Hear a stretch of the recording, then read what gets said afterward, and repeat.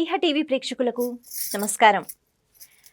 మనకి ఏ పని చేసినా ముందుగా వినాయకుడిని ఆరాధించడం అలవాటు. ఇదే మన సనాతన ధర్మం మనకి నేర్పించింది. మనమేమిటి ప్రతి ఒక్కరు అంటే ప్రతి ఒక్క జీవి అని అనలేం, ఎందుకంటే పూజలు మనమే కదా చేసుకుంటాం మనుషులం. అయితే దేవతలు కూడా అలా ప్రతి ఒక్క దేవతా స్వరూపం కూడా ఏ మంగళ కార్యం చెయ్యాలన్నా, ఏ రాక్షస సంహారం చెయ్యాలన్నా, వాళ్ళు ఎవరిని ఆరాధించాలన్నా ప్రప్రథమంగా వినాయకుడిని ఆరాధిస్తారు. వినాయకుని యొక్క ఆరాధనలో గుంజీలు తీయడం బాగా కనిపిస్తూ ఉంటుంది. మరి ఎందుకు ఇలా గుంజీలు తీయాలి? మనం గుంజీలు తీస్తేనే వినాయకుడికి మనం అంటే ఇష్టమా? కాదు.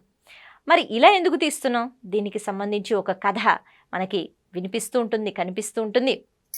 కథ సరే, కానీ ఆ కథ నుంచి మనమేం నేర్చుకోవాలి అన్న విషయాన్ని కూడా మనం తెలుసుకుందాం. ఒకసారి శ్రీ మహావిష్ణువు ఈశ్వరుడి దగ్గరికి వచ్చారు. పార్వతీదేవి అంటే నారాయణి, నారాయణి అంటే నారాయణుడి యొక్క సోదరి. అయితే ఇప్పుడు పార్వతీదేవి నారాయణుడికి ఏమైంది? ఆవిడ సోదరి అయింది. అందుకే వినాయకుడికి ఆయన ఏమవుతారు అంటే మేనమామ అవుతారు.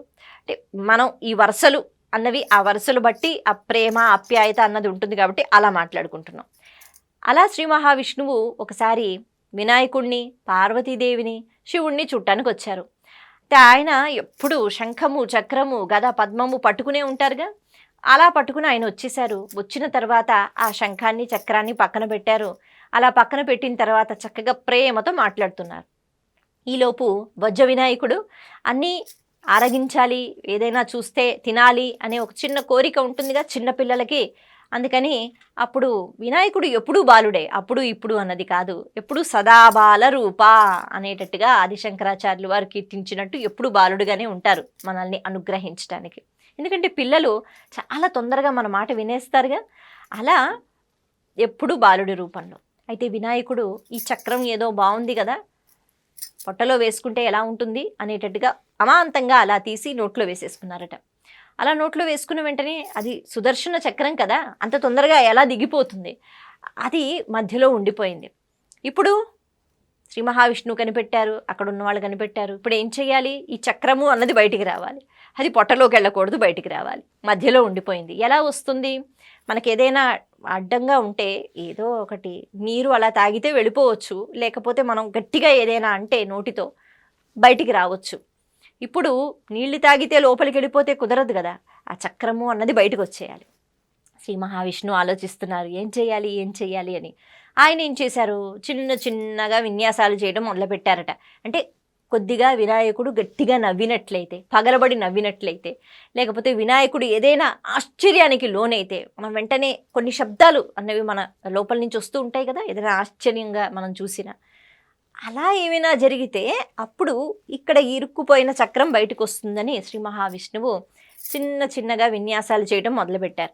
సరే, అటు ఇటు విన్యాసాలు చేస్తున్నారు. ఆ తర్వాత శ్రీ మహావిష్ణువు గుంజీలు అని ఇప్పుడు మనం ఏవైతే అంటున్నామో అలా చక్కగా చేతులు అవి చెవులికి పెట్టుకుని కూర్చుని లేవటం, అంటే ఈ విన్యాసాల్లో అదొక భాగం. మరి ఎప్పుడైతే అలా ఆయన చేయటం మొదలుపెట్టారో వినాయకుడు అది చూసి పగలబడి నవ్వేట.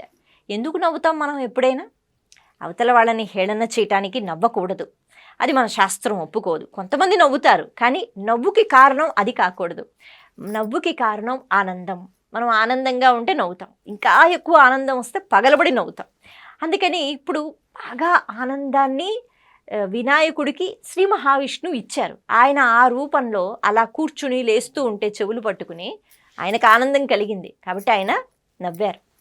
అలా పగలబడి నవ్విన తర్వాత చక్రము అన్నది బయటకు వచ్చేసింది. ఆమయ్య వచ్చింది కదా అని అనుకున్నారట. అలా మొట్టమొదటిసారి శ్రీ మహావిష్ణువే గుంజీలు తీశారు అని చెప్తారు వినాయకుడి ముందు.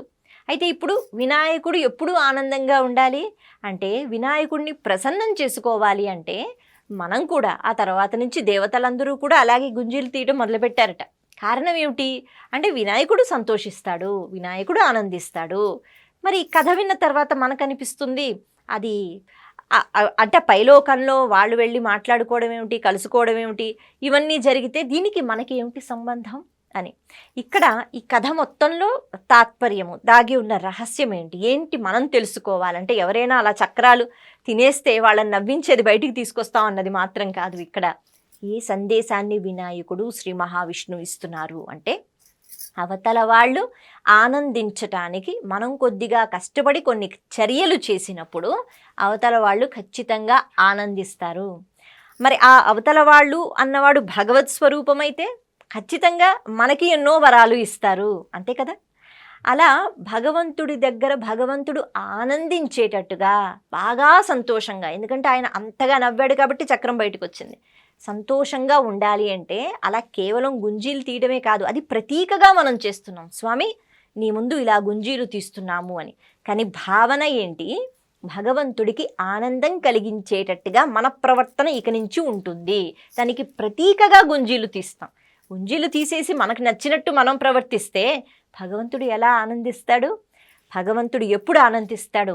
మన సత్ప్రవర్తనతో ఆనందిస్తాడు. అందుకని ఎలా ఉండాలి? గుంజీలు తీసినప్పుడు ఆ భావనతో ఉండాలి. స్వామి నేను ఇలా గుంజీలు తీస్తున్నాను, ఇది నీకు ఆనందాన్ని కలిగిస్తుంది, ఈ ప్రవర్తన.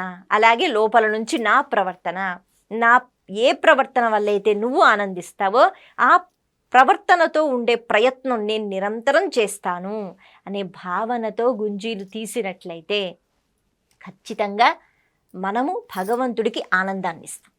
భగవంతుడు అంతా ఆనందిస్తే ఇంకేముంది? మనకేమైనా కష్టం వస్తుందా? ఎప్పుడూ రాదు. భగవంతుడు మనల్ని ఎంతో ప్రేమగా చూసుకుంటాడు.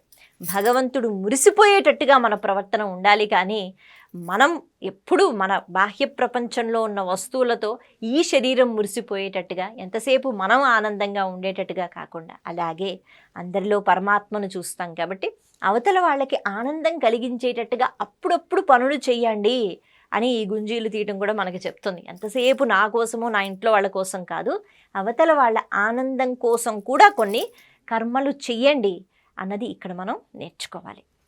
నమస్తే.